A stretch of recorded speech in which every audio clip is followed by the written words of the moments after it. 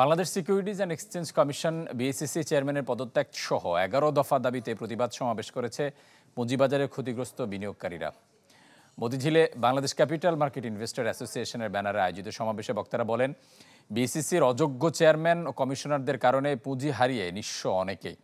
অভিযোগ করেন, নতুন চেয়ারম্যান দায়িত্ব নেয়ার পর বাজার থেকে ৬৬,০০০ কোটি টাকা মূলধন হারিয়েছে ডিএসই।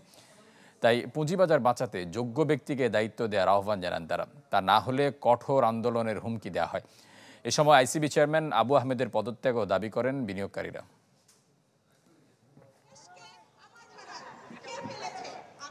নিজেদের চেয়ারের প্রতি এত মায়া, তোমরা চেয়ারের দাবিটা না ছেড়ে তোমরা বিনিয়োগকারীর উপরে রক্তক্ষরণ করে দিচ্ছ। ২৭ লাখ আমার চলে আসলো, এখন আজকে আমার পোর্টফোলিওতে আছে 18 লাখ। লক্ষ লক্ষ বিনিয়োগকারী শূন্য হাতে এই বাজার ছাড়া হয়ে গেল।